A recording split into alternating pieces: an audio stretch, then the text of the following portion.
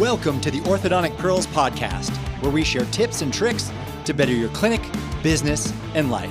Today we have our honored guest, Mary Sawtelle Dunn, as we discuss ways to save money on supply costs, how to train your team when ordering, and strategies for success in practice and life. And now your hosts of the podcast, Drs. Chris Teeters, Brian Anderson, and Andy Sarpotdar. Welcome back to the Orthodontic Pearls Podcast. Today we will be doing things a little differently. A couple of weeks ago, we recorded a conversation with Mary Sawtelle Dunn of Mary's List, along with Chris and our guest co-host, Dr. Brad Chevital. But Brian wasn't able to make that one, so we are recording this introduction separately now that he is available. So you're going to notice about midway through a host change, and that's basically why that is. Today we are recording after a fun weekend in Vegas where Chris attended the Orthopreneurs Conference. I was in Vegas, not for the conference, just as on a family trip. But, I got to see some friends and hang out with Chris a little bit. That was quite a weekend, huh, Chris? It really was. I'm glad we were able to connect and get together a bit. But I think some of the big takeaways that I want to share with the Pearlers and our audience is we had the chance to meet Tony Horton of P90X, which I'm sure a lot of you have had in your living room some point in the past 20 years. And for me, it's been almost weekly for the last 20 years. He has some of the best workouts out there. And Glenn did a great job putting on a great meeting and bringing a lot of people. But he also spoke, he was a keynote speaker and talked a lot about fitness. And as you know, I have a huge passion for that, as do all three of us. He talked a lot about how to live a long health span, not just a long lifespan. Those who have followed Peter Attia and Outlive, he kind of touched on a lot of those things. It's not about how long you live, but how good those years are. And looking at this guy, he's 40. What was he? 67. I think 68. He's 67, 6'7". So he's 67, but he looks like he's 47. Dang. So when I talked to him, we shared a lot of the same thoughts. I talked with Doug Shaw too, but he's like, the best thing you can do to stave off the four horsemen, again from Outlive, which are heart disease, cancer, diabetes, and neurodegenerative disease. Fitness basically fights all four of those. Yeah. And they had a different speaker there that does kind of like Peter Attia does, where they do genetic testing, find out what you're susceptible to, and target that. That's Jeff Galvin, right? Yep, Jeff Galvin. I think he's out of North Carolina. Yes, and he had a great program. But I even sat with Doug, and we're like, man, why not just go for all of those four? Why find out what you're susceptible to? And yeah, you can spend, I don't know how much it is, but I'm sure it's a lot. And I think that's great. I think it's wonderful. But he's like, for me, I'm just going after all four of those. He's like, okay, we know fitness can do that. How about for cancer? Okay, early screening, that's usually just get your PSA tested every year. For women, get your mammograms, right? That helps with cancer. Diabetes, that's diabesity, right? Just keep your weight down and don't eat a lot of sugar. Neurodegenerative diseases, have a core group of friends. We talk about that a lot on the podcast, right? Get together with people, social interaction, brain puzzles, that kind of stuff. And heart disease, that's diet and exercise. So, try to stay away from the, really saturated fats and high sugar and that kind of stuff. So we figure if we just build our lifestyle around fighting all four of those, then regardless of what that test comes back with, you're still fighting that, right? That is such a Chris Teeters / Grant Cardone way of approaching the whole thing. It's like, well, I could get tested and see what I need to do, but why don't I just do all of the things? I'll just do all four. Yeah. Right. Sounds like a maximizer right there. Exactly. Well, yeah, sure. It sounds very simple, but what about for those of us mortals out here who don't have the energy to tackle all four of the horsemen simultaneously? And just move. And that's what Tony said. He's like, just move. He's like, you got to move 6 days a week. He's like, it doesn't mean you have to hit the gym super hard, but 20 minutes walking, exercise, stretching, yoga, all that stuff. But it's got to be 6 days a week. It can't be 3-4, because do you only eat 3-4 times a day or times a week? No, you have to eat to fuel your body. Mm-hmm. So why not do the most important thing for you and try to up your numbers, try to get 6 days a week on that exercise and kind of vary that exercise. And that's the whole idea behind P90X. So some great takeaways for you guys. Just get moving. Well, we've had several fitness people on here. Mike DePascal was one of them most recently. And, there's a lot of common knowledge that says, well, just do 3 days a week, maybe every other day, 30 minutes a day, and that's something that I've always pushed against that. I've never really subscribed to that because I think that it has to be a habit. And one thing with habits is consistency. And what I found is unless I'm committing to doing every day, now I have cut back to 6 days a week, but there was a time when I was just, it had to be every day. I could not miss a day. And the reason was I didn't want to have that any energy wasted in deciding if today was a day I was going to work out, or if I was tired enough, or if I had a good enough excuse to make this one of my cheat days. And what I found is that if you just every day decide I'm going to do it, it's just a matter of when, you're not fighting that internal battle. And, even since cutting back to 6 days a week, I got to say 7 days is a lot. Like you need to have at least one day of rest. But even doing that, like there's some weeks where I'm like, is this my day? Am I tired enough? Or should I push through? But at least with one day, it's like, okay, well, I can blow it once and then I just have to figure it out the rest of the time. Sure. So I like that tip. I love that concept too that James Clear says. He's like, I just don't miss twice, right? You can miss one day a week and sometimes you're traveling. It's not possible to work out every single day, but just striving to get in the 6 days. And even if it's just a little something, just don't put up a 0 2 days in a row. Absolutely. So if you have the willpower to tackle all those horsemen all at once, go for it. But if you can only make one change to your life, that's exercise. And I think that is, Peter Attia would agree with that. That is the number one pearl that you can do to increase your health span. It sounds to me like what you're describing really is discipline. Sure. And deciding beforehand, so you don't have to make an individual decision every day. You decide once, and then it's just like implementation, right?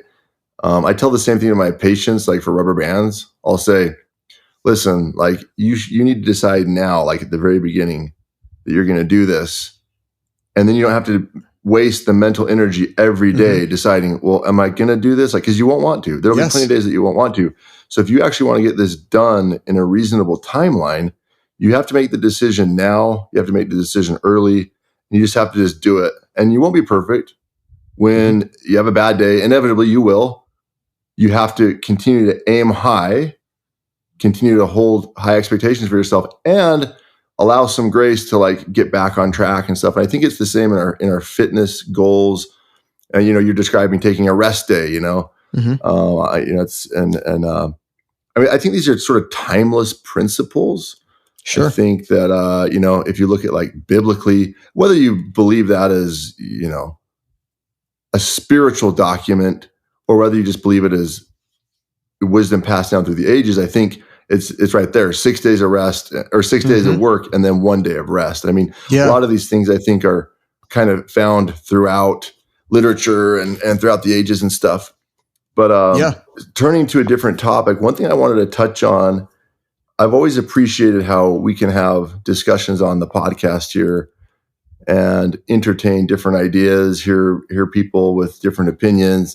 And even amongst ourselves, we all have different angles. I mean, we bring a little something different to the podcast. I think one of the best things we can do is to find out what we really believe in, whether that's in our practice, whether that's in our personal lives, whether it's in our spiritual lives, and to be open enough to explore, what there is out there, and have confidence in what we believe in, because we've actually done the work to test it, to prove it, to engage with it, to struggle with it, to wrestle with it. Then we're not so threatened when someone else has a different idea. I want to hear what you guys think about that. Of course, there's been a lot of discord in our country in the last couple of weeks, and there's been a lot of polarity. And to me, I think if we can have true confidence, which I think comes with the humility to acknowledge that we don't know everything. There's a lot we don't know. Our perspective is limited, but we're interested in, we're curious in learning other things. I think that's the gateway to growth. Curious what you guys think about that. I love the idea. I think we can all agree with debate is good. Debate is good. It's just not when we hate the person or attack the person, right? So I think the goal is we seek truth and we speak our minds, but we don't hate the other person for it. And I think that that's a big solution. We talk about that all the time, Andy, is that truthful debate is the key to look at it as we're all trying to seek truth rather than my opinion versus your opinion to the death. I think you're right about that. I think like in a more global sense, we get so dug in to our corners, and then what has been sort of dismaying to me about social media in general and this idea of this constant infighting is that we just get drawn into our corners and we fall prey to every confirmation bias, every groupthink, every sort of human cognitive distortion that exists. And our media landscape just tends to capture that. I mean, this is not the show to get into politics, but I'm kind of I consider myself a centrist in all of this. So I have friends on both the right and the left. I have positions that I identify with on either side of those. Totally. It's frustrating to me is that I'll talk with a conservative friend and I'll hear, I challenge, I push back on everyone. And I'll hear something to the effect of, well, yeah, I know, I'll admit that we have some bad ideas or we have some faults here. We've done some weird things, but oh my gosh, they're so much worse. I mean, it's not the same thing. Like, look at what they did. And then I'll go talk to my progressive friend and it's the exact same conversation. Yeah, of course, I know what you're saying is true, but look at them. Look at what they did. It's not the same thing. They're so much worse. And what is so discouraging to me is that I just feel like we're headed towards this schism. I mean, we're already there in so many ways. Again, I don't know. I don't really want to get too far down that rabbit hole because we could go down there forever. But it is frustrating to me, and it saddens me that this is the direction that we're headed. And this is the place that we're in. I wish they could see. I wish people could see that we're all struggling with the same kind of things. At the end of the day, we're trying to put food on the table. We're trying to make sense of a world that is becoming increasingly hostile, and unpredictable. And we're just trying to find meaning in everything. I think that's what was so nice about this weekend, getting together with people. The whole time we're face to face, we're having conversations and, none of this stuff even comes up.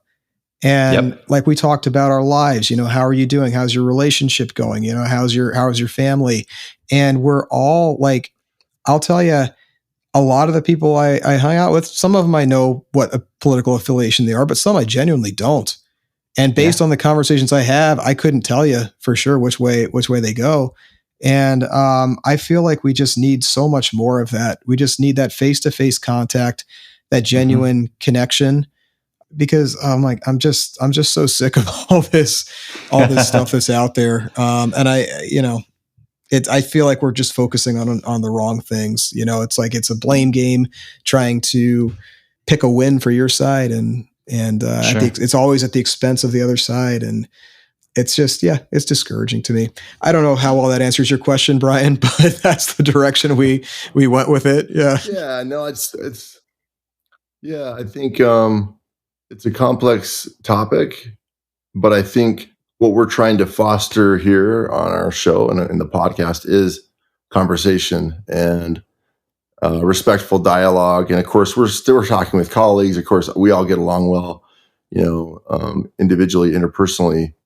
But I do think it's an important topic to consider. And I think it's important for us all to question how curious are we to get to know other people? How curious are we to understand them rather than to judge them? How open are we? We might have strong convictions, and that's great. I mean, if you don't have convictions, you don't have a form. And you can't really, a cog that's poorly defined can't do much work in a machine. Do you see what I'm saying? Like, you have to have edges, you have to have borders, you have to have a personality, you have to have beliefs. And I'm not advocating for being some formless blob. What I'm saying is we have to understand how to get along better with each other and to not feel so threatened by differences of opinion. And we've seen that in our orthodontic groups. So this is not unique to politics. This is something that I think it's humans. And I think it's in particular right now. I mean, I get the sense that when you hear about how people disagreed, 50 years ago, it seems like it was more collegial. I don't know. Maybe that's just whitewashing of history. I think to some degree, humans have always been the same. Sure. Well, I think humans have always been the same. Let me just state that clearly. Any student of history can see, it's right. Well documented. So I just think it's becoming more polarized. Sure. I think we can only lift where we stand. Yeah. We can only do what we can do. We can only influence the people within our sphere of influence. And it's like, okay, well, to the extent that we're doing this podcast, we have a tiny platform. I realize I'm not under the disillusion of thinking that we reach more people than we do. But I just think it's important to say that there are many differences among us collegially. But I think if we can stand back and say, well, there's a lot more that unites us than divides us, really. Absolutely. And Andy, going to your point, like at the human level, okay, there's a lot there. And then you go into even like, well, what draws a person to orthodontics? Okay, well, there's quite a bit in common there. Sure. Okay, what kind of background? Well, there's even more common there. Oh, and sure. so we just find ways to divide ourselves for some reason. Oh, well, you're an extractionist, you're not. You're a self-hygiene, you're not. You're this kind of aligner person, you're not. Believe in this kind of, approach, or you don't. And so I just think it's important that we stoke our curiosity rather than our cynicism. Yes, great way to say it. I mean, don't get me wrong, Andy, I'm like you in a lot of ways. I am a natural skeptic. Yeah. But there's a balance there. There's a balance there. Of course there is. Anyway, I know it's an ongoing topic that we'll not tackle in a short segment here, but I just think it's important to bring up. Yeah, worth mentioning. It's been on my mind, and I think we can do better. And if we focus on doing better individually in our personal interactions, then that's where we start. There's a couple things I'll just wrap this up with there, Brian, is that first of all, you mentioned that polarity, how we're polarizing, and it strikes me that people tend to unite around a common enemy, and then it also struck me that, well, what if no true enemy really exists? What happens in a situation like that? We make one up. I think that exactly. I think that the polarity has to exist, and so then you just see a fracture down the middle. So you create an enemy.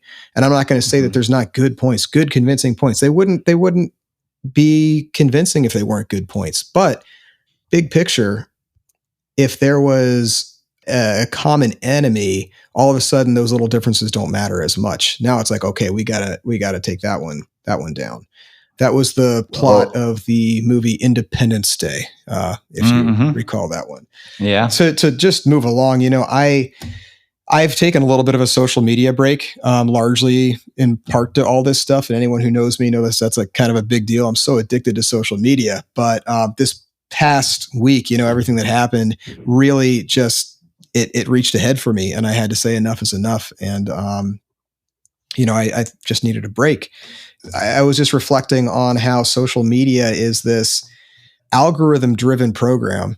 That algorithm was made to engage people, to keep people online, to keep people talking, to keep people interacting. Through no human intention, this algorithm figured out that outrage is what draws people in the most. No news like bad news. Even more so than sex. Yeah, exactly. Yeah. It used to be sex sells. Now it's outrage sells. And this algorithm is morally neutral, but it just figured that out. And now because of that, because it was optimized for attention, it was optimized for engagement, it is drawing us in and creating this vicious cycle that is just such a toxic place. And, anyway, I just think it's healthy to take a break from this here and there.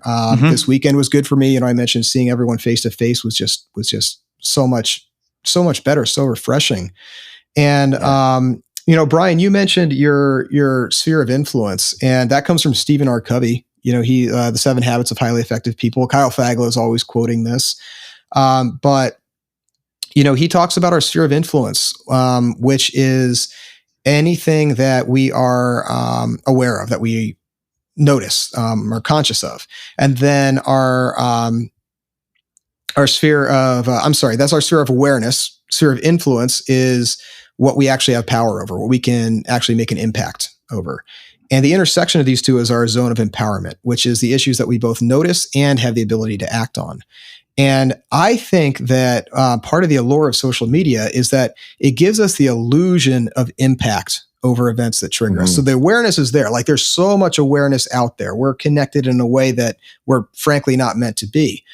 Instead of having the discipline to narrow our field to what we can influence, it convinces us that we can influence these events, that we can have impact over it by doing what? Well, by bringing awareness to it.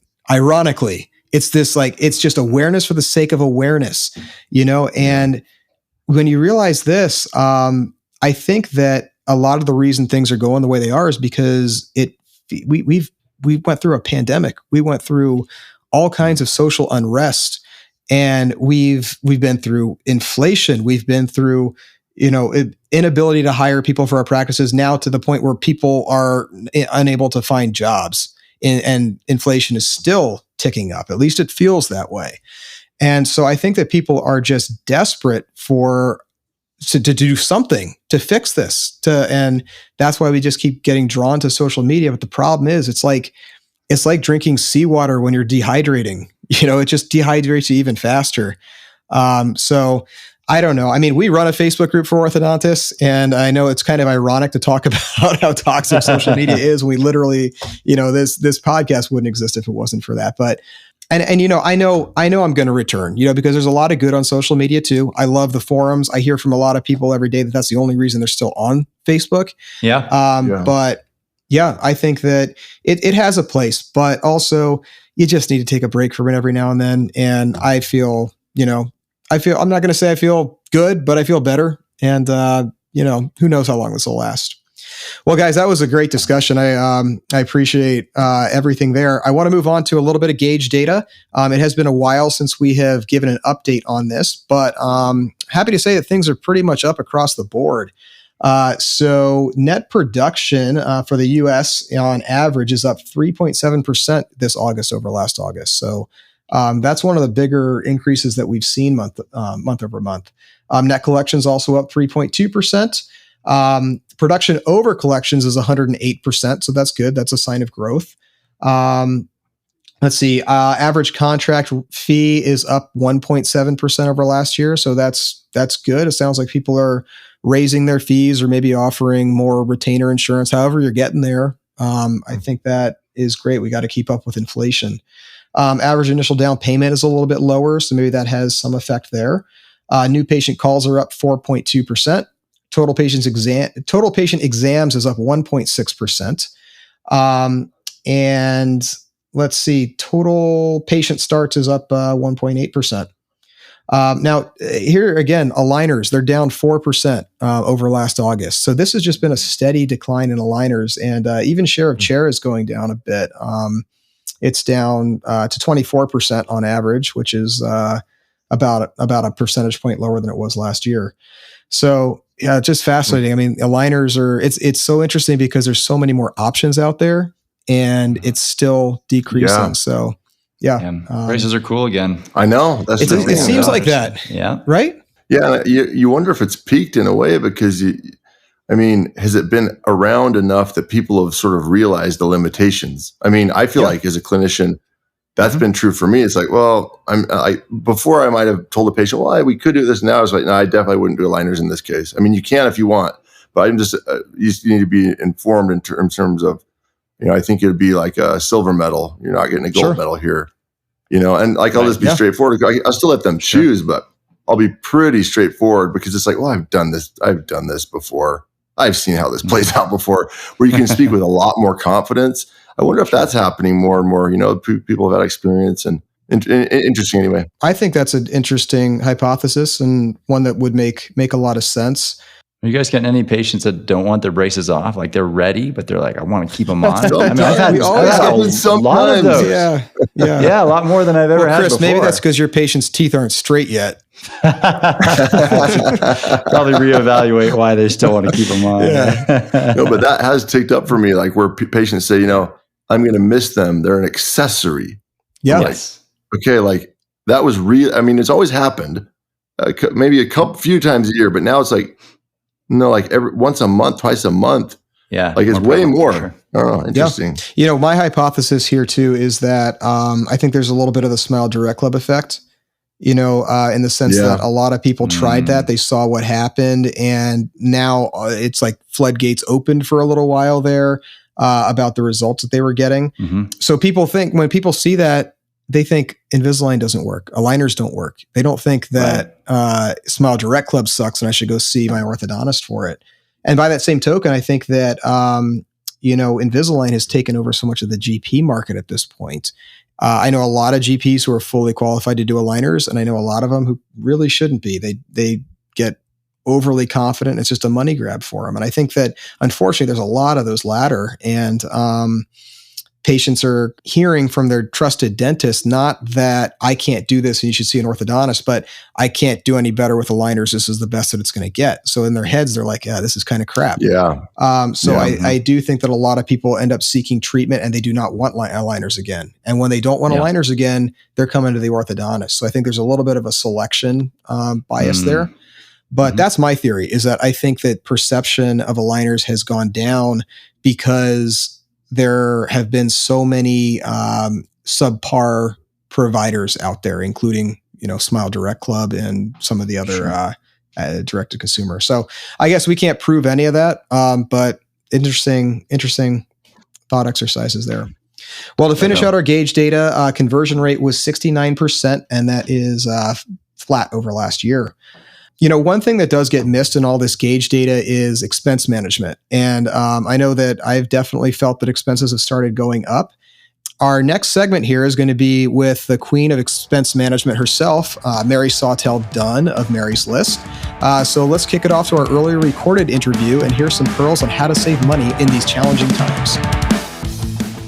Hey Pearlers, did you know you can earn 15.75 CE credits by watching 20 of the best speakers in orthodontics from the comfort of your home or during a slow part of your morning in the orthodontic clinic? I'm here to tell you that you can earn all of the CE with none of the travel by logging into orthodonticpearls.org and choosing the virtual ticket for the Mother of Pearls Conference coming this October 10th through 11th, held at the Kennedy Space Center. We will be live streaming the entire show, plus giving access to download all the presentations to watch anytime you want forever. And yes, even if you don't join us live, you can still earn the CE credits by entering the code we will announce at the end of each presentation on those recorded videos forever. You won't want to miss incredible mastermind pearls from the Braces guy, Dr. Grant Collins, on how to revolutionize your team culture and deal with tough interpersonal challenges without breaking a sweat. I'll be presenting on mandibular advancement with clear aligners and 20 applications of integrated clear aligner buttons, as well as my top 5 practice growth pearls. And there are plenty of other speakers such as Dr. Brian Anderson and so many more. Each presentation is highly concentrated to deliver actionable pearls.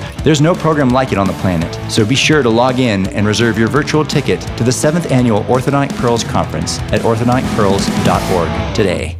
I'm in the studio today with Dr. Chris Teeters and Dr. Brad Sawtelle. How are you guys doing today? Doing great. Feeling great. Well, thanks for being here. And we're especially excited for today's episode because we're joined by someone who has had a tremendous impact on orthodontic practices across the country, Mary Sawtelle Dunn, the founder of Mary's List. Mary's List is one of the most respected buying groups in orthodontics, helping thousands of doctors save money, run more efficient practices, and focus on what really matters, patient care. Mary, how are you doing today? I'm doing great, Andy. How are you? I'm doing very well. I'd love to just kick it off like we always do, just hearing a little bit about yourself, what drives you, and maybe talk about how your early path led to Mary's List in the first place. My early years growing up, my father was a pharmacist. It was a family-owned mom and pop, which back then, that's pretty much every pharmacist owned the pharmacies. There was no CVS or Walgreens. And so I learned a lot about customer service from my dad and watched how he cared for his clients and the doctors that worked with him. My career started in ortho in the early 80s.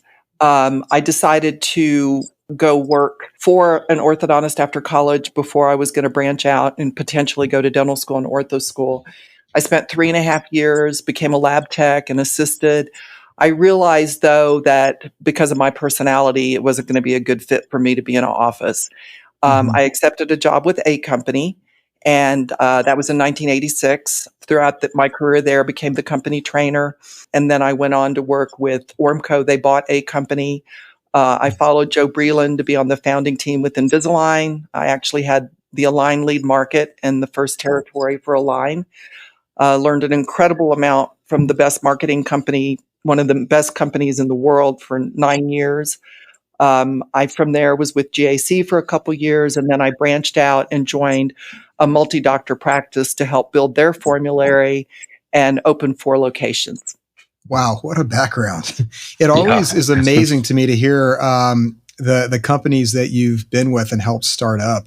I mean, I knew the history there with Joe Breland and A Company. I mean, that's really, really fascinating stuff. Today, you are working with your family, and tell us a little bit about what it was like bringing your daughter Emily into the practice and how that has really shaped Mary's List as a family-owned company. Oh, it's been awesome, Andy. I mean, when your kids are grown up, you have the opportunity to work with them. I can just say I've never had more fun in my life. I started the company in 2012 when we got to the point that I felt that we were ready to launch the company and open it up to doctors in private practice, orthodontist exclusively. We were at the AAO, and that was about the time that Emily joined me. Hey, Mary. So one of the things I remember you telling me a story about early, I know working with Emily, you've just told me what a joy it is. And you've just reiterated that here, and meeting her in person and seeing the synergy that you guys have at meetings and things is just fun to watch. But I remember you telling me a story. I think you had mentioned that maybe her dad passed away when she was younger. Is that right? And you were raising her yourself while you were doing all these things? Well, it was years ago. Emily and Claire, they both turned out amazing. I'm just so proud of them. It wasn't always easy, especially being on the road, trying to juggle a career, in the profession with kids at home. You do what you have to do and put your heart into it and just love them and guide them. And I mean, both my girls just turned out amazing. I'm so blessed. And, getting to work with Emily now. Claire was with us in the beginning for a short time, but she's a mom now, and her path took her to be a chef. She graduated from Le Cordon Bleu. So she wanted to do some things with what she was trained to do, and then have more time with Luke.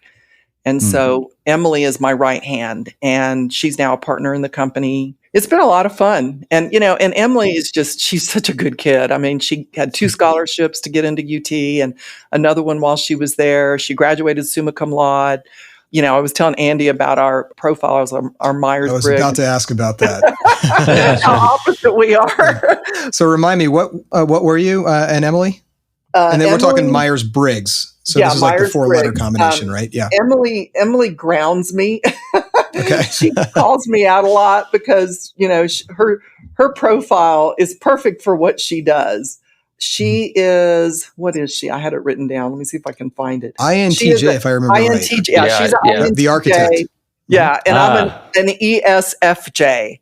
I think my dad knew that because, when he had his drugstores, they were always in strip centers. And, as a little kid, 5 years old, I literally would leave and go to every store and say hello to all the owners. And, they all knew me, this little kid that was just wanting to get out and about and talk to people. And so, I think we work really well together just because she's so organized and focused, and she kind of reins me in a little bit sometimes. I'm not really, though, I think, a full ESFJ, because at least I like to think that I'm innovative.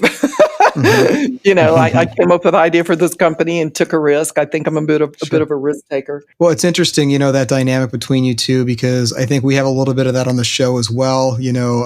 Chris, me and Brian, we're actually kind of similar. I won't get into too much detail there, but there is definitely some balance between those who are innovative, those who are the implementers, those who keep the thing grounded, and those who kind of go off the rails a little bit. And then, of course, Brad, remind me, what was yours again, Brad? I think you're a J for sure.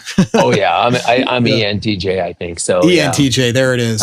So I got to say this, Mary. INTJ, ENTJ, basically all of the analysts, of which that's my subgroup, the 4 of us, the NTs, the intuitive thinkers, those are just my absolute favorite people. They're just very logical, well-reasoned, and, they let their minds drive. So working with your daughter, was that always part of the plan? Actually, no. She was what I needed because, Emily runs the portal. She built it, the newsletter, the website. She works the background with all the computers and all the marketing things for the shows. I was looking for someone and talking to a few other people. And then when I thought, would she be interested? She was actually working in DC at the time and moving back to Austin, and I snagged her. One of the best things I ever did. Oftentimes we hear in the orthodontic world where, people go in with a family member and there's some struggles that go along with that. And I just was curious if Mary, if you and Emily have had any of those struggles along the way. Like I said, on the surface, it looks like good synergy, but I think oftentimes if you walk into a father-son orthodontic practice or, sometimes it looks great on the surface, but behind the scenes, there's some, struggles and strife that goes along with that. And I just didn't know if there was any of those things. And if you did have any of that, suggestions that you have on how you overcome those things. We talk, if there ever is something that comes up that, we don't agree upon 100%. We have a really good relationship, I think, both business and, personal. I think in the early times with Em, she wasn't really sure, long term. And I think now she's all in. And she loves it. She couldn't imagine doing anything else either. Well, it certainly seems like you guys have a good synergy when I've seen you, both on stage and off stage, if you will. Mary, one of the things that I've noticed, I've been, kind of at this the longest out of the three of us here. But over the 23 years, I think historically we really relied on our reps, right? The rep would show up and show us what new wares there were, or they would, give us the super secret bracket pricing behind closed doors. And if we ordered enough cases, they would give us a bigger discount. And if you ordered it by November 30th, you got an even bigger discount. But I think, certainly in my practice, the value of a rep coming in the door, one, they seem to change quite often, number one. And two, they don't seem to be as knowledgeable as they used to be, right? I mean, I think some of the early 3M reps they put those guys through some serious training and they knew their products inside and out. And I would think just, with your experience, one of the things I've noticed in working with you is that you seem to have taken the place of all of those reps, right? You're the person that if I've got a problem with a product or a question about a product, I can call you on it.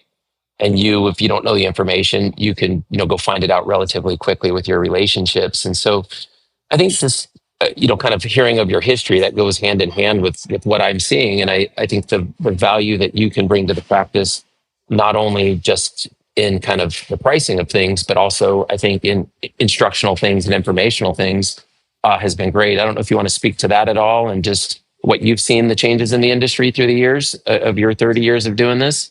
Sure.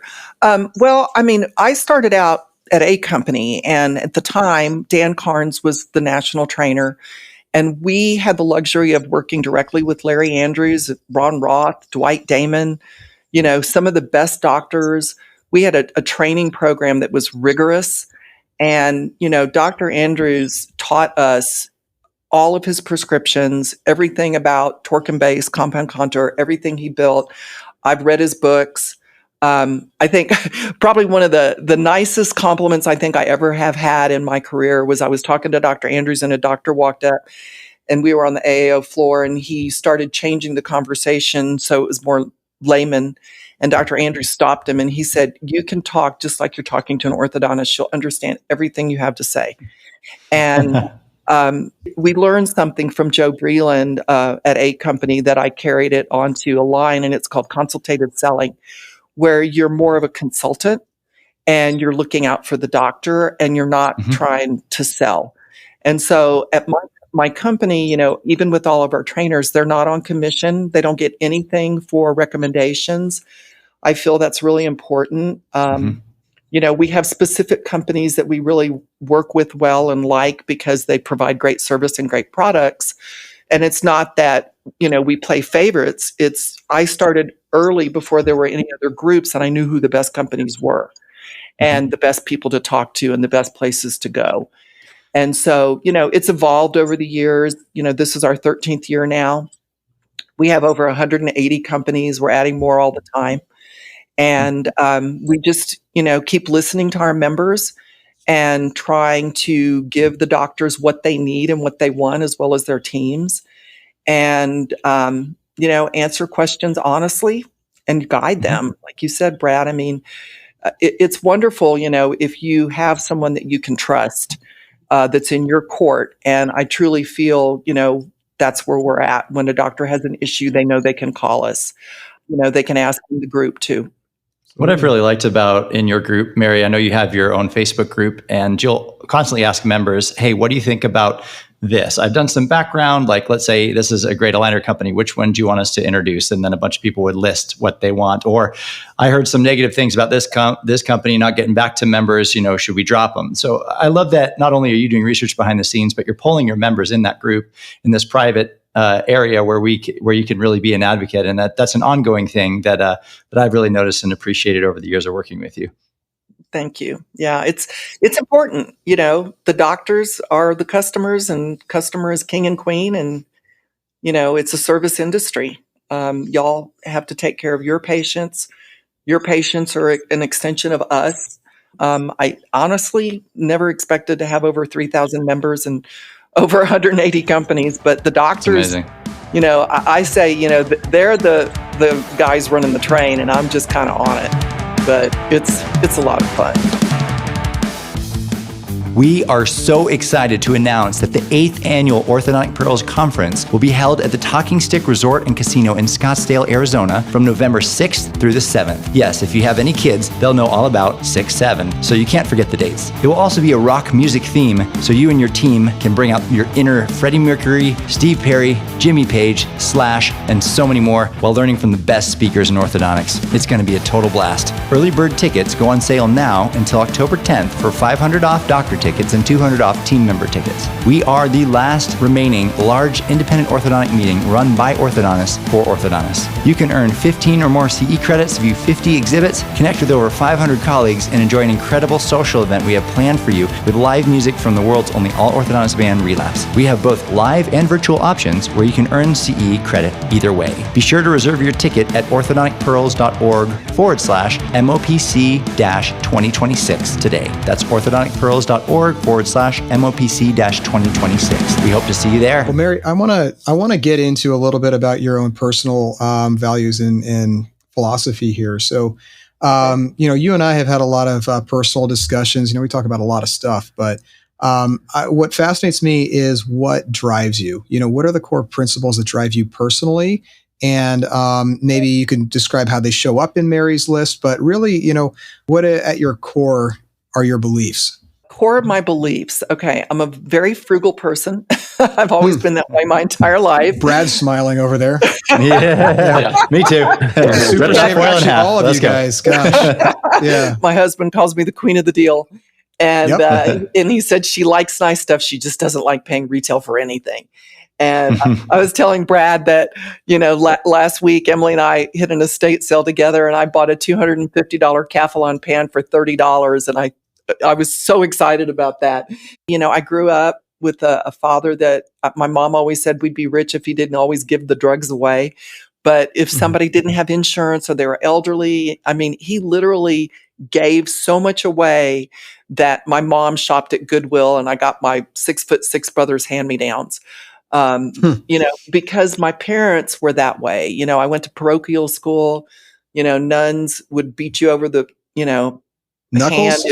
The knuckles. I was left-handed. My mom was left-handed too, but we didn't have left-handed desks, so they forced me to be right-handed. So I'm kind of... I remember that. Yeah, that forced conditioning. Did it work, by the way? I'm curious. It worked. So you're right-handed now? I'm right-handed to eat and write, but I play all sports and I carry anything heavy on my left side. And I'm left eye dominant. When I got my CHL, I realized that because I had to move the gun over to aim. That's what I had to do. Yeah. And they told me, the guy that gave the class was an ex-Navy SEAL, and he said, you can't retrain your brain. If you're left-handed, you're left-handed. Yeah. And so, just I think my upbringing, with really good parents, with, great foundations, very honest, very giving, very humble. My dad's mom passed away when he was 12 and he was the oldest of 5 children. So he helped all of his siblings through school financially. All the boys went to West Point. They went on to work at NASA to be engineers. One of my uncles actually brought the Apollo 13 home, and there was a name given to him. He was the Moonikin. No, Captain Moonikin was the name they gave him. Moonikin? Like moon, like the moon, MOON? Yeah, because of what he did with NASA bringing Apollo 13 home, they named this robot that they were going to send up after him because there was not going to be any people on this ship. And he got the award. He was voted on by all the people at NASA. And my other uncle, he was the lead engineer that wrote the plans for the first Apollo that landed on the moon. And, you would never know the people in my family and the accomplishments because they're just everyday people. My first cousin won an Oscar. And somehow I'm in this family of these highly brilliant, successful people. I feel like, just looking back on my life, Andy, I'm so blessed and I'm so grateful. A couple of weeks ago, I lost one of my very, very best lifetime friends. She was my maid of honor, and she was Emily's godmother, one of the most beautiful people on the planet.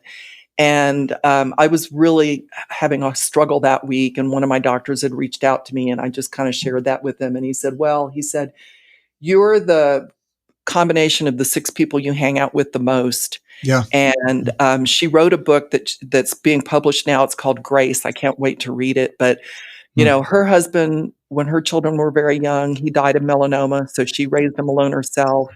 And we became really close. She hadn't finished college. She had to go back to college to help support her 2 young children. She became a pharmaceutical rep for about 10 years. And then she went back and got her master's and became a counselor. And, I learned so much from her. She just was such a beautiful person and, always wanted to do the right thing. And I just think that, I've been so blessed. I mean, my husband, Matthew, is a life coach. Okay, that's interesting. He wrote the original training program for Best Buy and also the training program for Tony Robbins. And he, also does CSO jobs. He'll go in and help save, companies that are about to fail and spend 3 years propping them back up and bringing them back to life. And, I live around, I think, some amazing people, and I've been so blessed in my life that you look at it at the end of the day, and I think what makes life is what you give, not what you get. Mm-hmm. And the more you give, though, karma's so beautiful, it comes back to you and you get it exponentially, and so that's just kind of my belief is my core belief is take care of your fellow man. Yeah. And my dad was that way. He called it pillones. Pillones. I think it's like a gift, like an extra gift that you give somebody when you're giving. Like he would give a prescription and then he would throw a little something else in.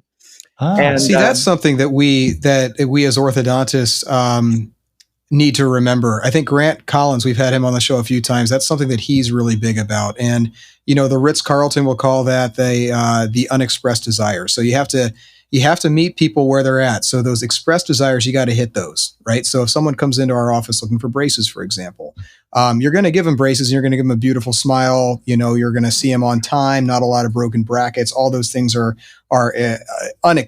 expected. But those things that they're not expecting, like if their car breaks down, outside your office and you give them the jumper cables. And not only that, but then when they get home, they have an Uber Eats gift card waiting for them because they've had a rough night. Those are the kind of things that really get you remembered, that set you apart from just those expressed desires. Mary, like in your own life, do you have any stories about that? Any examples of that? What did you call it again? The word you said. Pilone. And that's like that extra gift, like that cherry on top, the extra mile. Right. Do you have any stories about that? Oh gosh, where do I start? Maybe give us like your favorite one. My favorite one? Oh, I have a lot of favorites, but I think one of my big favorites, because my patron saint was St. Francis of Assisi. A lot of our members know I'm a crazy dog. He was the animal guy, right? Yeah. He was the patron saint of animals, and I was born on October 4th, which was his feast day. And so I wanted to do something to help animals, and I researched for 2 years. I found an organization that all the people that work there are volunteers. So everything that they raise goes directly to help senior dogs and cats. It's called the Gray Muzzle. And we have helped them raise, as of last year, over $1 million. And all of the proceeds, go to dental, vet, to help seniors that may be on fixed incomes that can no longer afford to keep their animal, or, if they're needing a place and they're an older dog, they're the hardest ones to find homes. So they help with adoptions. I mean, they're the real deal. And so I brought them in to be our nonprofit of choice, and we give to them a lot. I mean, and it feels so good. I mean, it's a write-off anyway. You either give it to the IRS or give it to the gray muzzle. So I try to give a lot to the gray muzzle. Chiming in on this a little bit, I know we talk about core values in our practices, and Mary, just in knowing you, I think, summing up some of these things, seeing you in action, and even, kind of most recently at the AAO in Philadelphia, just watching, I think some of your core values are honesty and integrity, it seems like, and especially hearing some of these family stories that you tell, this community and friendship that you really like to build, whether it's through your Facebook group or whether it's through, just your meeting with doctors on the floor or other vendors that you're meeting with.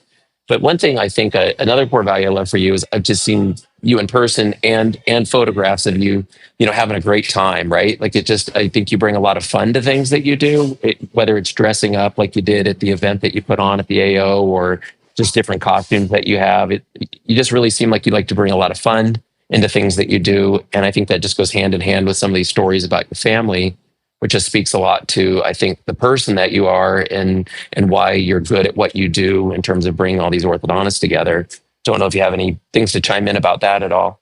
I think early, when I started the company, it was hard to convince people to believe in what I was doing and to think I could really pull it off. Early on, that was the difficult part. But once, we started getting momentum, it just started kind of feeding upon itself. And, when I go to the AAO, I know you and I talked about it, Brad, sometimes it's kind of hard to find me in the booth because I'm all over the place running, from company to company and, wheeling and dealing and adding new people and, just going by and saying hello to all the companies that support us and thanking them, because they truly do, want our members to be happy.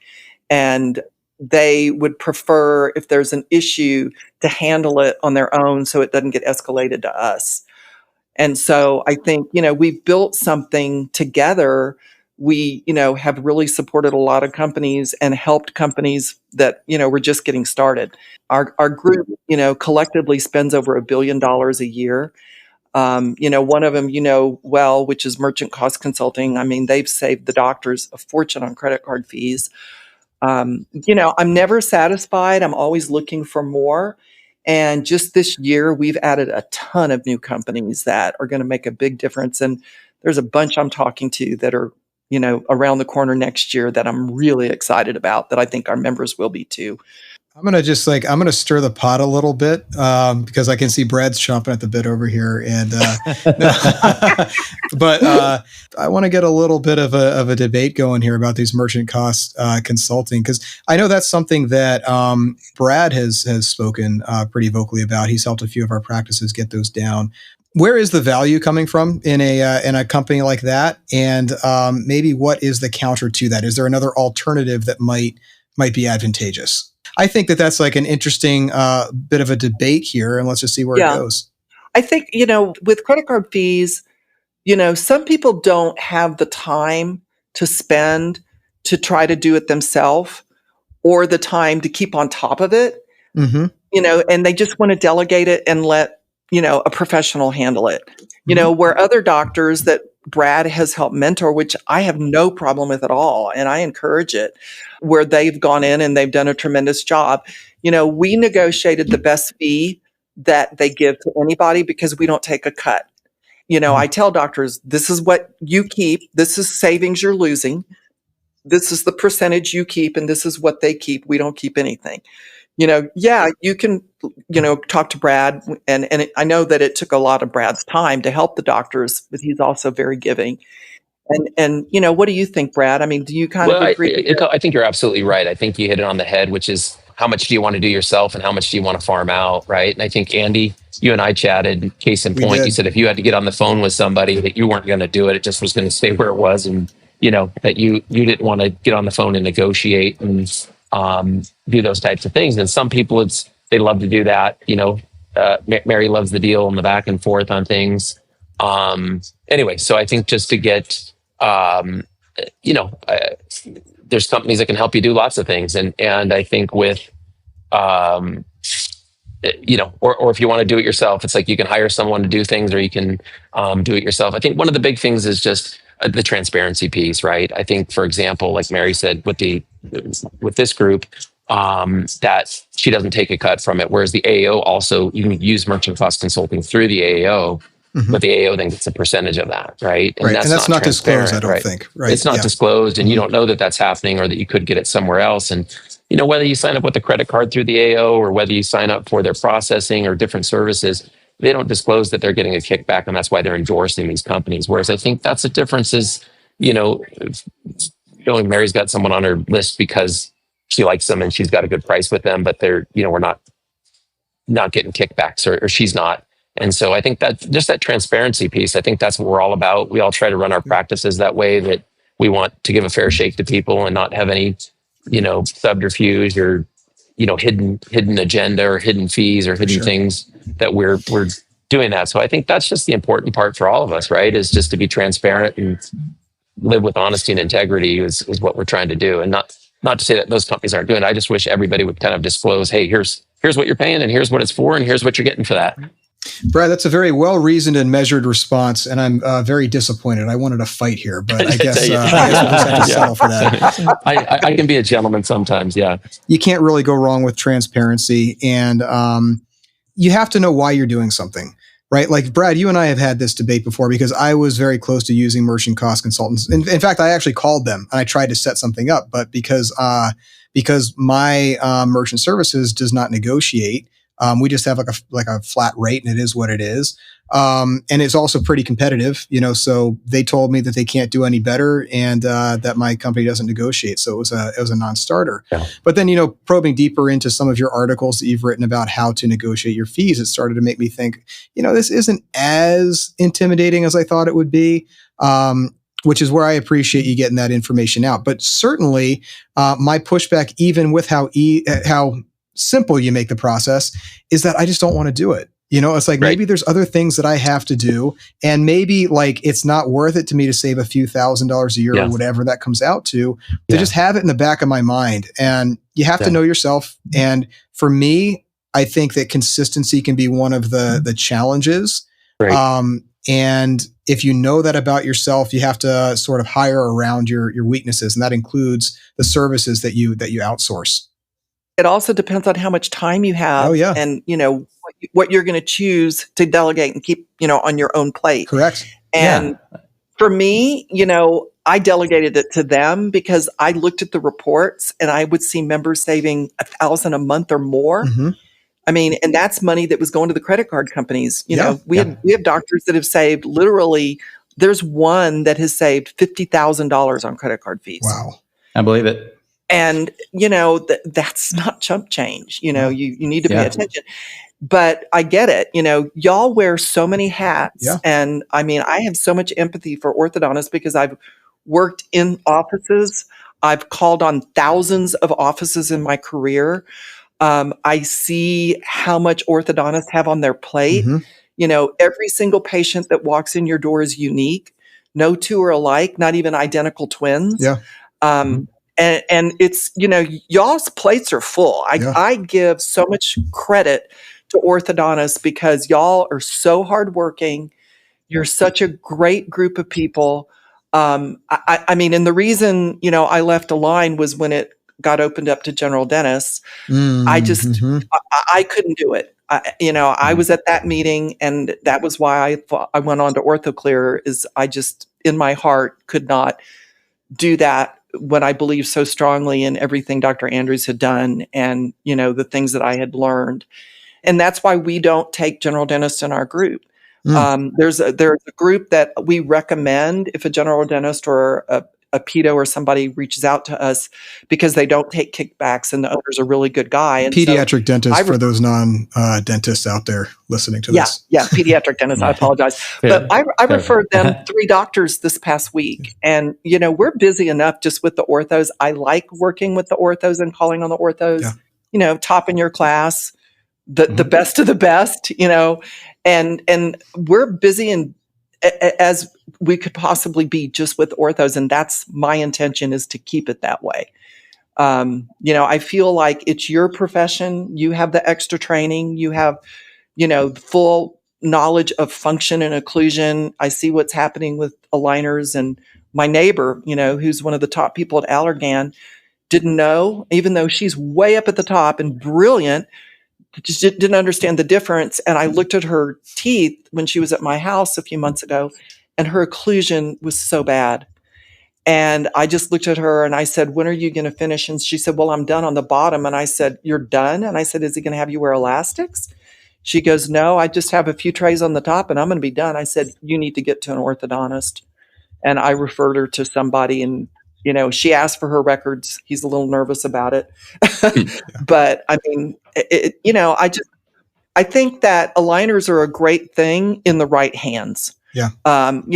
We saw what happened with Smile Direct Club and the amount of people that got harmed by it. And, it bothered me so much. Some of my members knew that I couldn't contain myself in that group. One of the patients asked, what do I need to do? I've got my, wax and all the things that they were given from Smile Direct Club. What do I need to do? And I said, you need to contact an orthodontist. Yeah. Go to their office and see them. Sure. So Mary, I think that brings it kind of full circle of what we were talking about, which is, why would someone use you or a different group to negotiate different things? And I think, what you're saying is there, it just boils down to time, right? Like, even before Mary's List existed, I'm a penny pincher, and I know Chris is as well.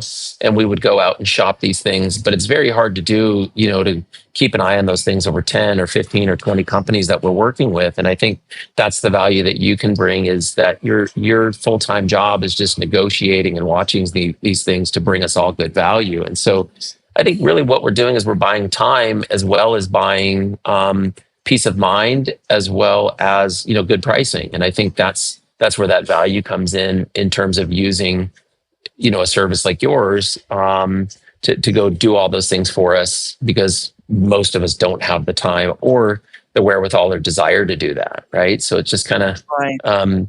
You're just buying that peace of mind is what it is. So I think that kind of is the way I look at it, certainly. Right. I think we do. We save a lot of doctors' time in the teams. A lot of our pricing actually is better than DSOs. We see doctors, like one of ours, he doesn't mind me sharing his name, Brian Bowlerjack. He orders twice a year. He uses GC brackets, and his supply cost is less than 2%. Wow, that's impressive. What would you say are like your top 3 pearls that you could tell a doctor that they could implement right away? Focus on having a good list and having a really organized system in your office, because if you don't have a good system, you'll run out. And you'll be ordering too often. Ordering too often can cost you a lot of money. Mm-hmm. We recommend to the doctors no more than once a month. If you have cash flow and enough storage, once a quarter, you cut out 8 ordering cycles. Mm-hmm. And look at what your supply cost is, because so many doctors, when they call us, I'll ask them basic, simple questions like, what do you pay for your gloves? What do you pay for your wipes? Where do you buy your brackets? What do you pay for those? What's your supply cost? Most doctors don't have the answers. They delegate that. Mm-hmm. And it's usually delegated to a really capable, great ordering person, but that person's running a chair full time. Mm-hmm. So they're wearing a lot of hats, and they don't really have time to be spending time shopping around. The thing about platforms, it makes it convenient, but not necessarily the best pricing. Platforms don't have like the best pricing from every company just laid out there. It doesn't happen. You'll have some good pricing here and there. You might have, a platform that is taking a piece. Anytime you do, that's less discounts for the doctors. That's why we feel that we don't do that. We want you to save every dime that we're able to save for you. Kind of like I think of Instacart, each time I go, wow, it's only a $5 delivery fee, but then I notice the milk is $6.99, so it's like hidden within the ordering list. So I can see that where, yours is more, I've already negotiated the lowest price. You just have your team reach out. Now, in terms of that, what would be a way that like the team could get more involved? Because, the orthodontist is going to be so busy. We should be just focused on patient care.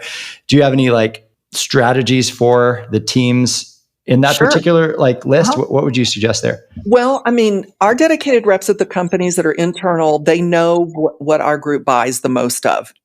And we do coaching calls. I like to talk to the doctor before they join because this is your money. Yeah. And I tell them, be on the coaching call with our trainers, do the survey, be involved as you're putting your list together of the companies that you want to use.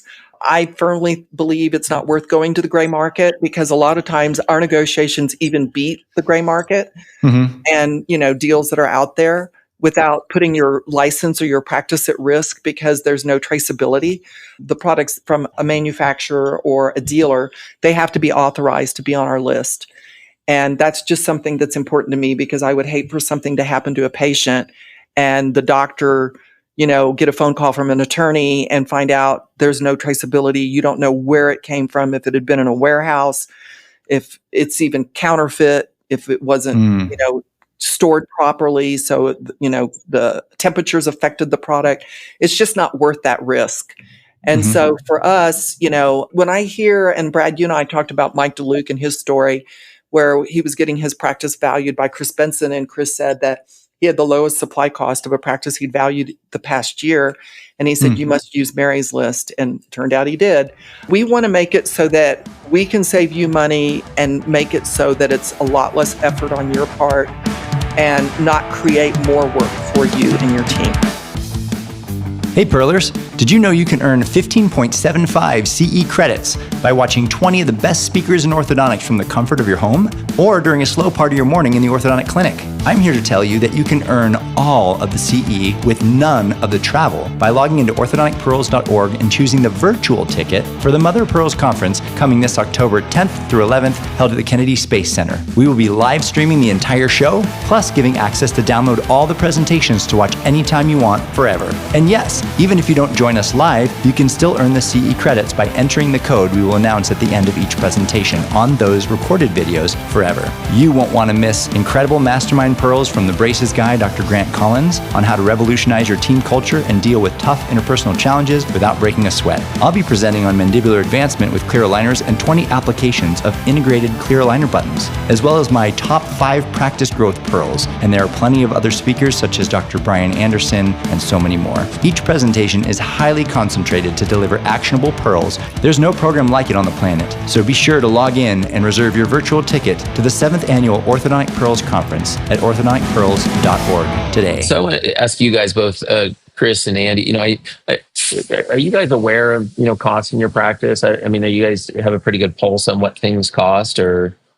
I'll tell you, as an ENFP, I wish I did. I kind of just look at the general bank statement and does it seem way out of whack? And I go, whoa, we spent $20K on aligners. Where did that come from? Yeah. So I don't deep dive. My hope is that with Mary's List that she's negotiated the lowest discounts and I don't have to. Yeah. That's the whole idea. That's kind of my understanding. So for me, it's something I've always enjoyed, just having a pulse. I always have, I kind of can tell you the price of milk. If I walk through Safeway, I could tell you what, gas prices are. I have this awareness of these types of things. It's the way I'm wired.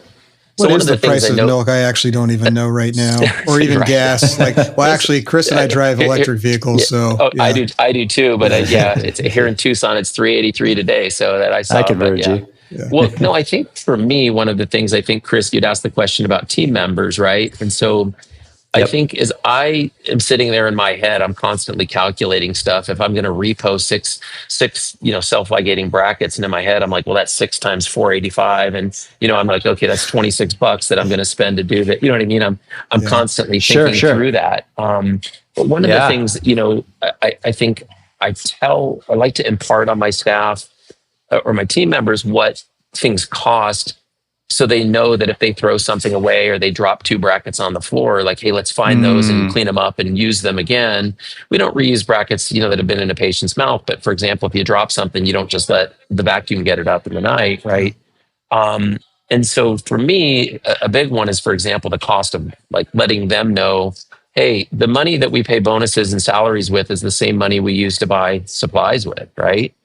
And so if you've ever done the math in your little, 1.5 milliliter bottle of, Assure Plus, and you do the math out and it comes out to, $80,000 a gallon, right? It's, and letting the team know, hey, we don't need 6 drops in the well. We don't need a meniscus on the well there. We could have kind of a little bit, of just the vapor from that stuff on a tooth, and I think, so I think back to what you're saying is even if you're not in that the team is aware of what the costs of these things are, not so much to penny pinch, but to penny pinch, right? Which is, hey, let's not waste things that we don't need to. Not waste, As the ENTP, I'm going to push back on that a little bit. I think that in general, yes, you're right. I think that for me, I have a very, let's talk Colby Index a little bit. I don't know. We've talked about that on the show a little bit before. With my Colby Index, for example, I'm a really high quick start. I love to jump into new projects, but I'm a very low on the fact finder. I don't like just like getting into the minutia and all this stuff.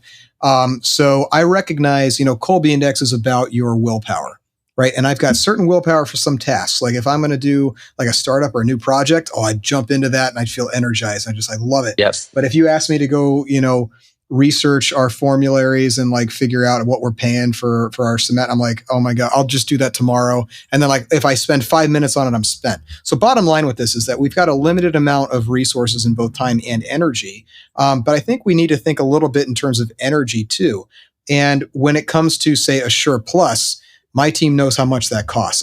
I know how much that costs, and I tell them the same thing as you, minimum possible and they all understand that. But when it comes to something like a cheap twin bracket, I don't know how much we pay for our cheap twins, and if we reposition that, it's just not worth my mental energy to worry about the fact that we took one out of the box instead of repositioning it, nor is it worth my team's energy. Well, so Andy, but this is where you can use your quick start on your Colby, right? Which is, hey, I'm going to research the brackets. I'm going to get these brackets because I know they're good pricing. I never need to think about it again, right? And or use somebody like Mary's List where you're negotiating these prices, where you make one decision that affects months or years of a decision, right? Which is, I chose this bracket because of the price. Yeah. Which is, again, it's outsourcing the stuff that you either don't want to do or can't do. Right. It's like shopping your mortgage hard, right? You shop your mortgage hard for a couple of weeks and you get this great rate and you never think about it for 30 years, right? I think orthodontists, and this is one of the things I love to say to a doctor when I first talk to him, if they don't know what their supply cost is running and they're focused on aligner cost and bracket cost, I explain to them that you're going to treat the patient for, 18 months up to 24 months on the average. You're going to use the same amount of brackets. You're not changing those at every appointment. And that price is pretty much going to be negotiated in the same for the whole year.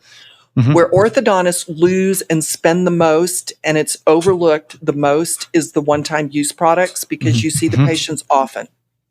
And then you also have big teams. So you might not think $1 for a box of gloves or, I looked at a quote this last week and it was off the charts how much they were paying, and they were in a group and it was on consumables. And I explained to them, 30% on supplies that are 52 to 58% of where you spend your money is a lot. Mary, on that, what advice would you have? I'm just throwing a challenge at you. So you have AmTouch and Pure Life, right? And they're both awesome. But sometimes Pure Life's gloves all of a sudden go up higher than AmTouch's and vice versa. So, again, just to not have to go and compare those, which I have my team kind of oversee it.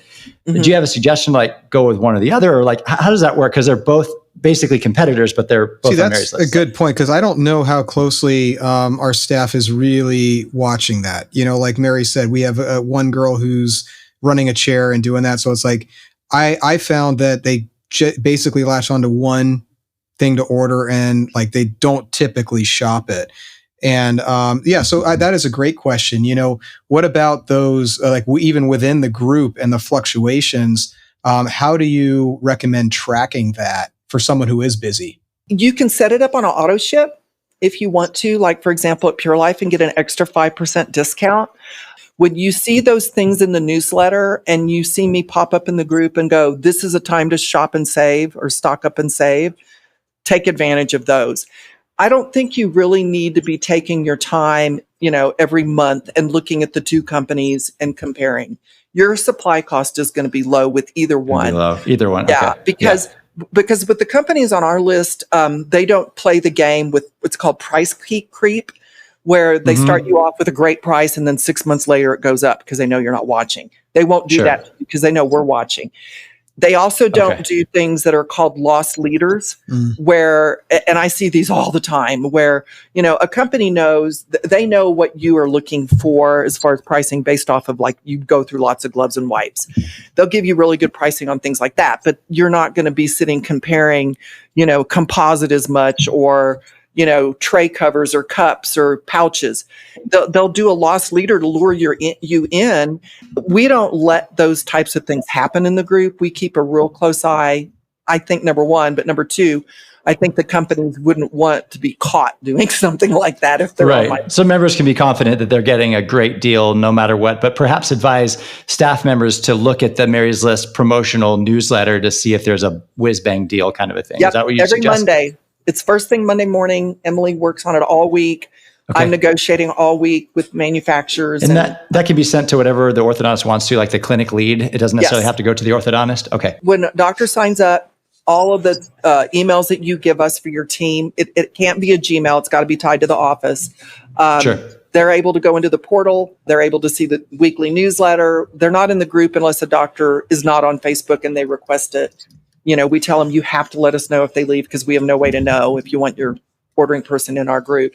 I think that's a great pearl. I was going to say that's a takeaway I just put on to, you know, Monday morning. What I'll do is I'm going to make sure that we've added clinic at Teeters Orthodontics, which goes to Laura, to that distribution list. And I think that's something that, you know, all of your members can do to see increased value from Mary's List that maybe haven't looked at that before. Is maybe it's an old email or they're not getting it, but have that go to that clinic lead and say, hey, your job is Monday morning. Look at that. If there's a bang deal on gloves, like, order up, right? Yeah. We ask for that when a doctor joins, for a generic email that they check as well as yours.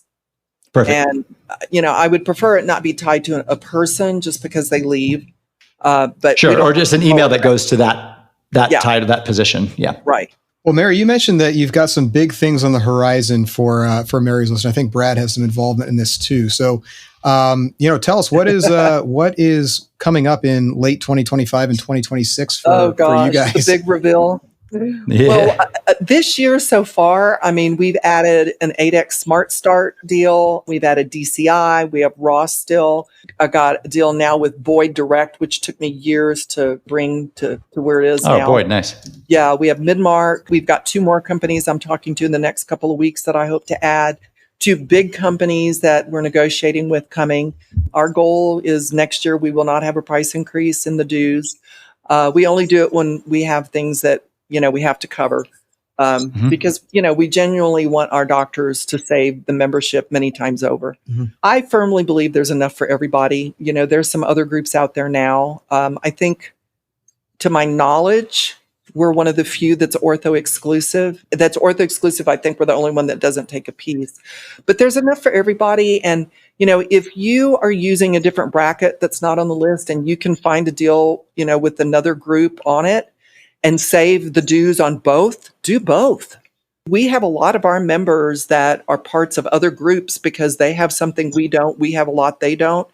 You know, as long as you're in the black, why not, you know, take advantage of everything you can and capitalize on the work that the groups are doing, because there's a lot of good ones out there. Yeah, that's a great point. It just comes down to those dollars and cents. You know, I would spend 99 cents to make $1 every day, right? It's like, it doesn't sound like much, but that adds up. Absolutely. So like you said, if you're in the black, that's another thing to consider.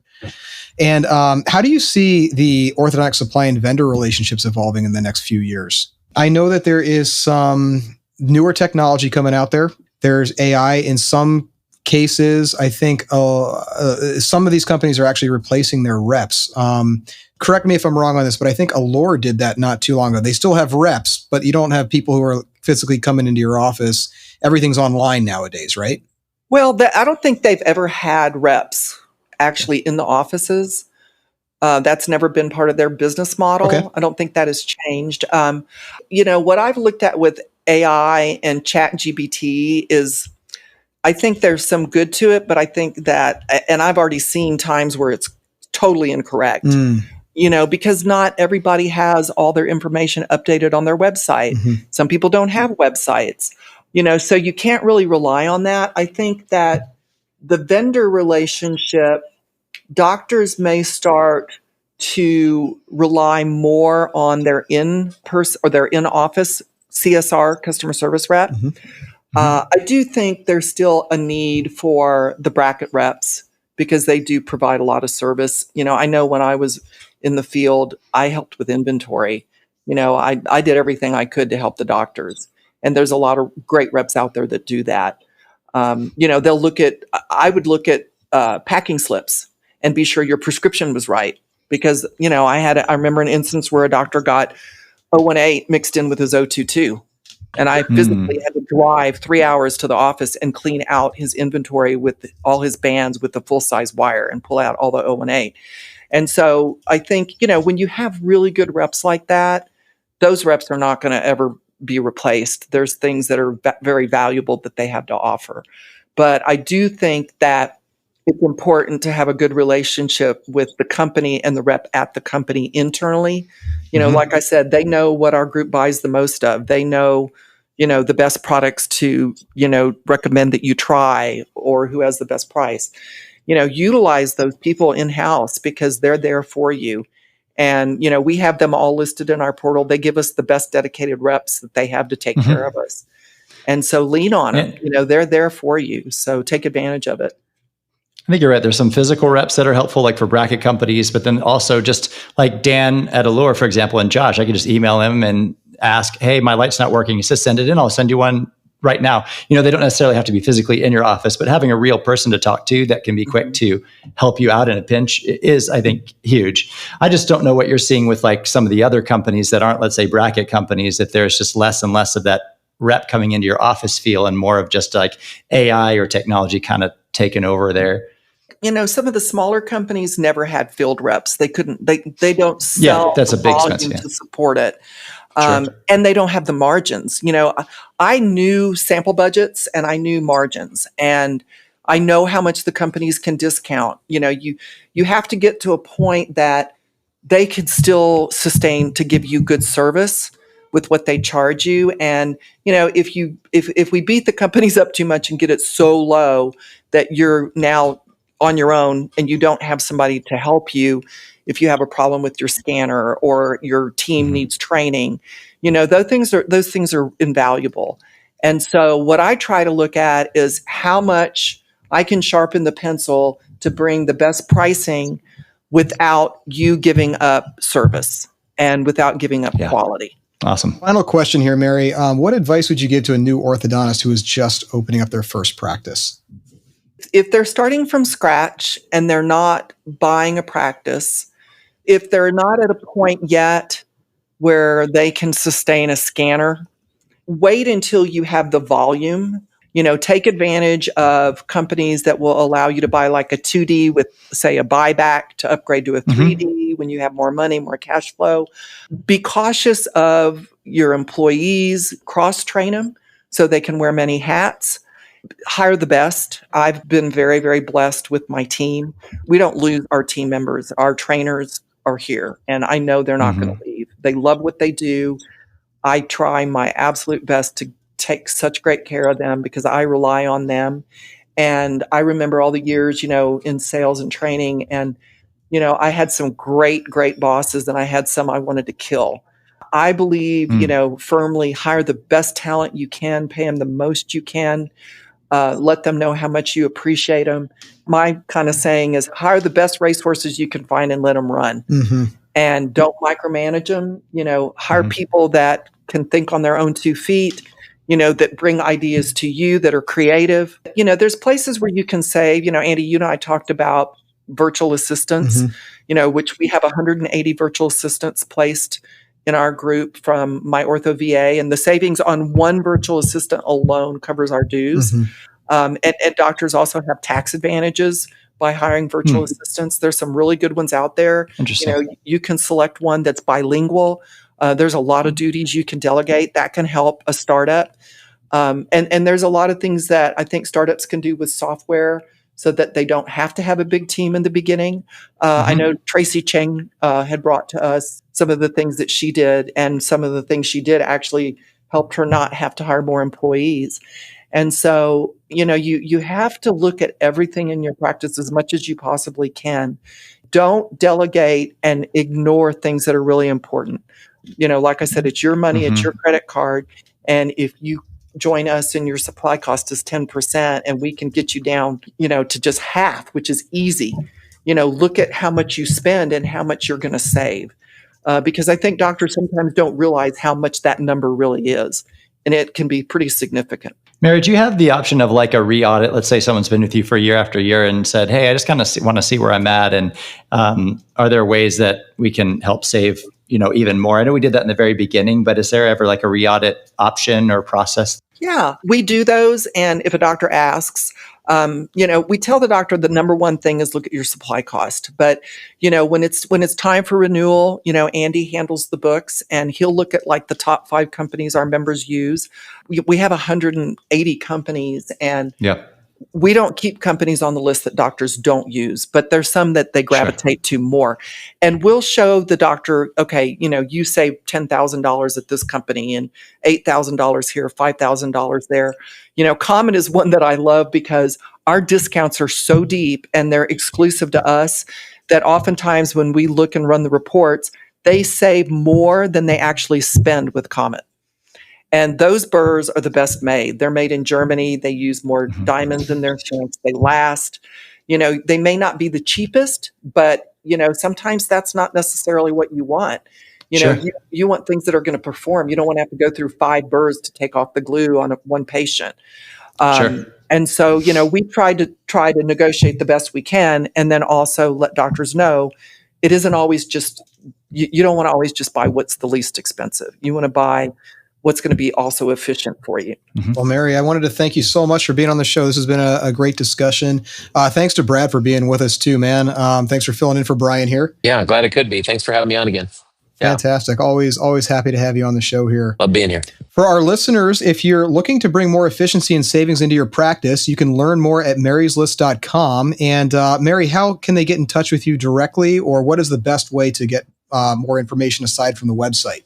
The best place is the website because we list all our vendor partners there and there's a contact form. So when you reach out to us, then we reach back out to you and we have all the information we need to have a conversation.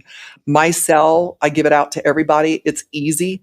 And I believe it or not, I did this before I created Mary's List. In the very beginning when I got my phone, 210 is the area code for San Antonio. My phone number is 210-THE-MARY with an I. But it's 210-843-6274. And all of our trainers, Emily and Andy, all of our numbers are in the portal as well. You can also reach us at info@maryslist.com. Fantastic. Well, again, thanks so much for being on the show. And as always, to our viewers, thanks for tuning into the Orthodontic Pearls Podcast. If you enjoyed this episode, please like, subscribe, and share it with a colleague. And if you're interested in sponsorship opportunities with the podcast, reach out to us at orthodonticpearls@gmail.com. We'd love to collaborate with partners who share our mission of supporting orthodontists and their teams, and sponsorship opportunities start at just $150. Until next time, keep growing, keep learning, and keep putting patients first. Thanks a lot, guys. We are so excited to announce that the 8th annual Orthodontic Pearls Conference will be held at the Talking Stick Resort and Casino in Scottsdale, Arizona from November 6th through the 7th. Yes, if you have any kids, they'll know all about 6-7, so you can't forget the dates. It will also be a rock music theme, so you and your team can bring out your inner Freddie Mercury, Steve Perry, Jimmy Page, Slash, and so many more while learning from the best speakers in orthodontics. It's going to be a total blast. Early bird tickets go on sale now until October 10th for $500 off doctor tickets and $200 off team member tickets. We are the last remaining large independent orthodontic meeting run by orthodontists for orthodontists. You can earn 15 or more CE credits, view 50 exhibits, connect with over 500 colleagues, and enjoy an incredible social event we have planned for you with live music from the world's only all-orthodontist band, Relapse. We have both live and virtual options where you can earn CE credit either way. Be sure to reserve your ticket at orthodonticpearls.org/MOPC-2026 today. That's orthodonticpearls.org/MOPC-2026. We hope to see you there.